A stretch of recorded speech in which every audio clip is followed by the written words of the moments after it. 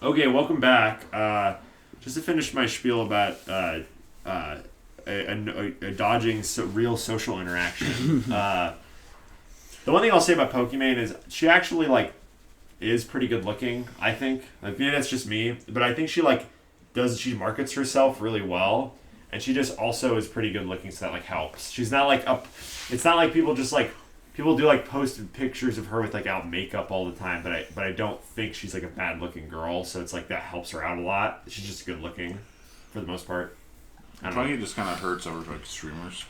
Yeah, no, it's mainly other female streamers too. No, yeah, it really, you're right completely. And so my whole experience on Twitch. Oh, we were about to be done with the 100. I should have just waited 5 seconds. But my personal experience with things on Twitch has been through Hearthstone. So the Hearthstone the streamers I like are all Hearthstone, and then used to like some Smash ones. Not really anymore. They're all kind of pedophiles, so that kind of sucks. You heard about that, right? Yeah, I haven't.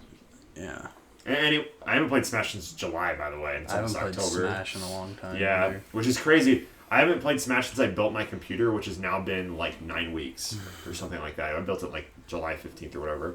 Anyway, so all the female streamers I like are all Hearthstone players. Like Ali Straza and Hafu, I like them. And Slissa, who's a Battlegrounds player. But you don't watch them because they're female. No, not at all. Ali Straza still plays Constructed, and she's one of the best Constructed players that still plays. I know. Yeah, no, she's crazy good. And you watch them for their personality, but I don't really see much personality in something like Pokemon. No, yeah, I definitely. It's kind of crazy because it kind of feels like she sort of exploded. I remember years ago when I used to watch Disguised Toast, when he was losing interest in Hearthstone, I would occasionally watch him play something else like Fortnite. And Pokemon was in his squad, and this was 3 years ago, or whatever, whenever Fortnite came out. Long time ago. And it was just weird because I was just holy crap, that girl's super popular now. It's crazy. But whatever, that was my spiel on that. I had a fun story lined up for this episode because it's kind of long, so I have to just tell it I wanted to tell it all in one episode. So, last December, my housemates threw a party here, okay? And it was the Friday before finals week, and I had a final the next day. So what did I do? I went to the 24-hour library, and I just studied the whole time. Yeah. I didn't want to be at the party. I had an exam the next day. I was not trying to do that. Ben S went with me because he was trying to avoid being at the party. He didn't want to be there, which is, understandable, whatever. You don't have to be at parties if you don't want to. I had been in our other parties. That was the one I was nope, can't do it. Gotta, get out of here, right? Or I'm going to do terrible in this final. So anyway, me and Ben left the house at 8 p.m. The party started around 8:30 or 9. We went to the library. We just sat at a table and studied. I think I was watching a basketball game at the same time as well. And then we took the bus home at about 1 a.m., right? Because we were trying to make sure most of it had cleared out. I could get to sleep and stuff. And so we get there. And apparently this crazy mayhem had been happening earlier. Not in general party mayhem, but interesting story. So when I was a freshman, there was this guy who came to Board Games Club, and I knew him. He was kind of a little bit arrogant, kind of a little bit of a weird guy, but he wasn't a bad guy. He was pretty nice to everyone there, and not a problem for anybody. So anyway, he worked at the dining hall with us as well, and he was one of the coordinators. And I was never a coordinator at the dining hall. I just didn't work there consistently enough to get a higher position. But he was a hard ass. Nobody. Oh my God, Johnny, you only have a minute. I know. I'm not driving though. So anyway, he worked at the dining hall. He was kind of a hard ass because me and 3 of my housemates worked at the dining hall before, or only 2 of them actually. But so people didn't like working with him because he was weirdly strict about everything. But then he'd also just make a mistake. It's one of those things your boss makes a mistake after being hard on you, and then they look stupid, right? Because everybody messes up sometimes, right? But anyway, so he showed up at the party. He was not invited. Somebody told him about it, and he just showed up, right? He knew where we lived and stuff too. So Interesting. I'm trying to recount this as best I can because it happened about 10 months or 8 months ago or 9 months ago or whatever. So he shows up at the party. It's fine. The thing is, though, the other thing about this guy is that he's like really religious, which I didn't actually know. But he like goes to church every Sunday kind of guy, right? And the party was on a Friday night, so it wasn't like before he was going to go to church the next morning, right? Is that night vision? Yeah. Are you in like a secret base or something? Yeah, we killed them and put their uniforms on and infiltrated them. Oh, okay. Because you're the ghosts. Yeah, we're the ghosts. You're the goats. Anyway, so he's at the party. He apparently gets super wasted almost immediately. Like he literally grabs every drink he can find and drinks it. And he's like crazy. Like, so at one point my housemate from last year, Nikolai, said like, you need to slow down a little bit. And he said you want to go, you want to fight. Oh, he was like serious about like fighting Nikolai. Nikolai was like, no, I do not, like not at all. And I think he said to AJ at one point, dude, I could kill Nikolai right now. What like the he said, fuck? kill. No, yeah. So here's what happens. I could kill him. Kendall's at the party, but he hasn't been drinking very much. So he's actually okay to drive. I assumed anyway. I wasn't actually there, so I don't know. But I was there later, and Kendall was totally sober when I showed up at like toward the end. I was helping them clear. Like I came in at the end and helped them clear people out, make sure all of the girls got home okay, that kind of thing. Or if they needed to sleep here for the night, because you never want girls walking home on their own drunk. Like that's just a terrible idea. Yeah. You fucked it up. How did I fuck up You drilling? drilled through the back plate. He fucked up the drilling. What an idiot. Anyway, so there was like an altercation with this guy with Nikolai, I think. He like hit him in like the chest or something, and he was kind of just going psycho, and they were like, you need to leave. So Kendall was like, okay, fine, like I'll drive him home. Nikolai kind of stuck this on Kendall, and he had like a meeting with Kendall and AJ, and he was like, yeah, we got to get rid of him. He kind of stuck it on them to figure it out, which was kind of crappy, but still needed because like he's yeah, but Nikolai didn't want to do anything. He just wanted to make them figure it out, which was kind of crappy of him.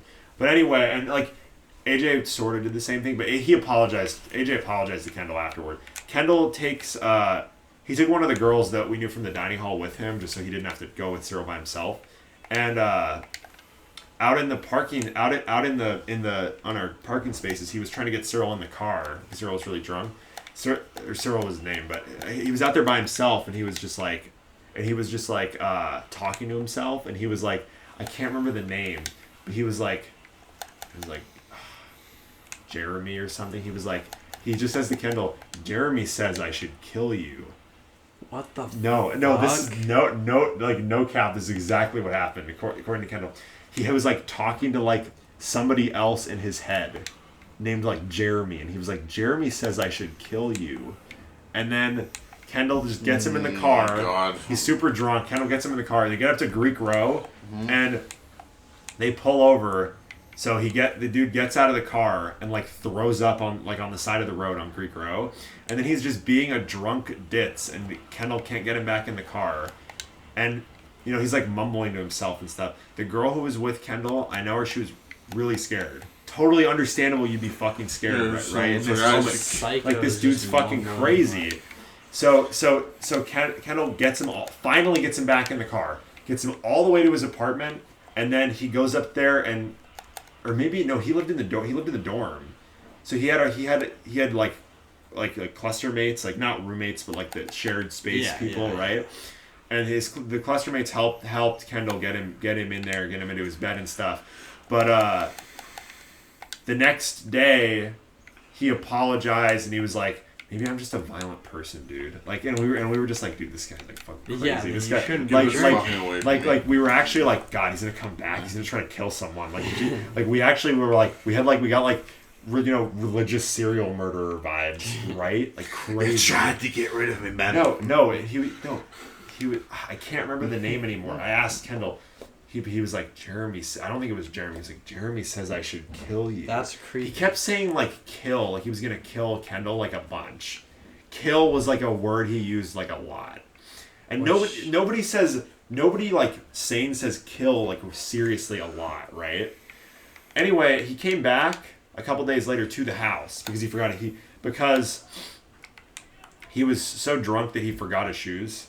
So he came back to get his shoes. And then that's the last time I saw him. That was December of 2019.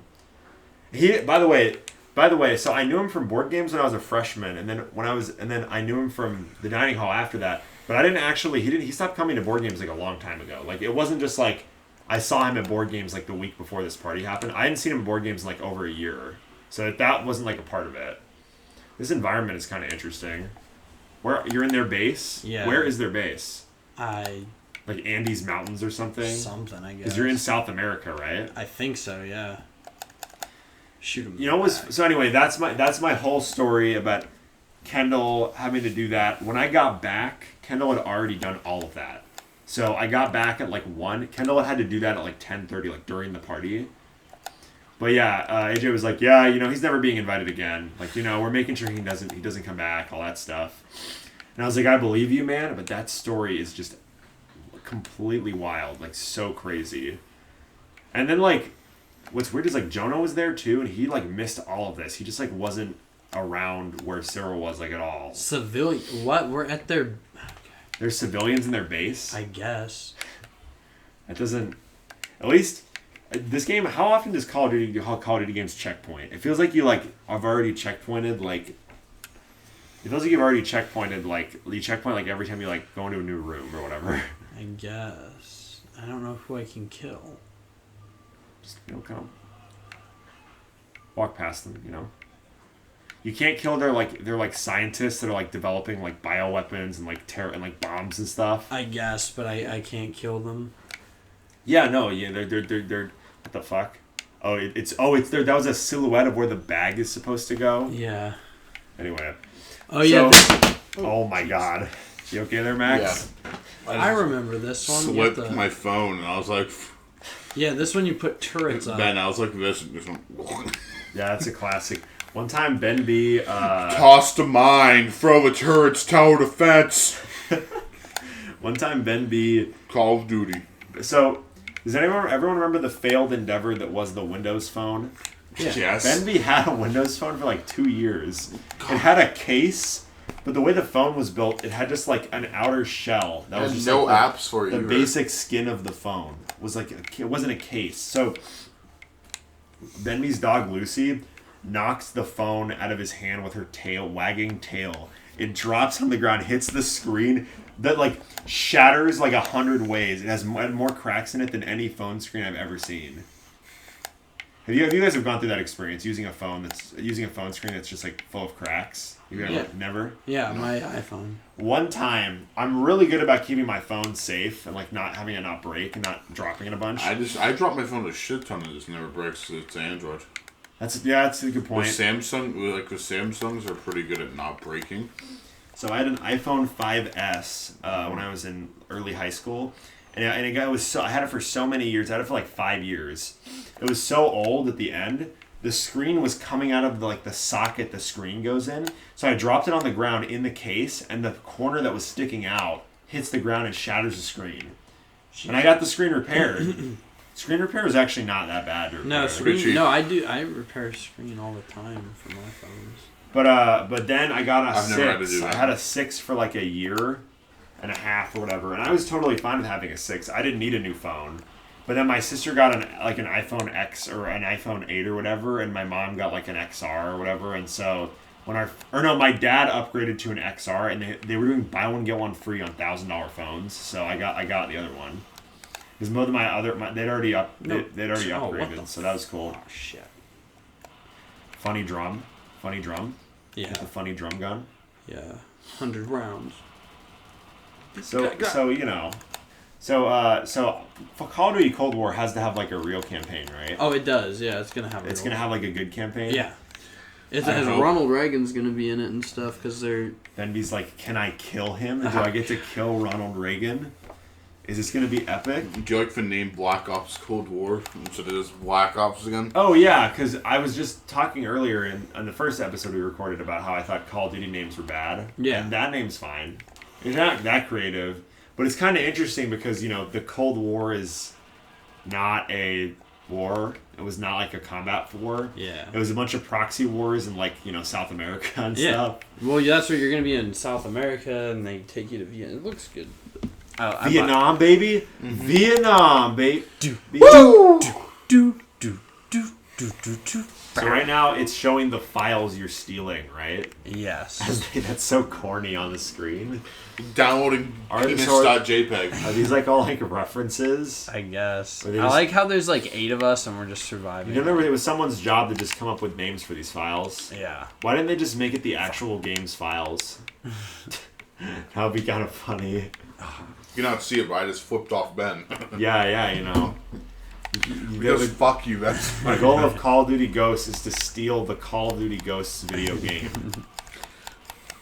Anyway, this is an awkward time to stop, but Jonah, pause. Yes. How do you pause it? Next There we go. time on Ben's Play. That was my Jonah will fight Shadow Jonah. That was my fun, scary murder story. So, everyone, goodbye.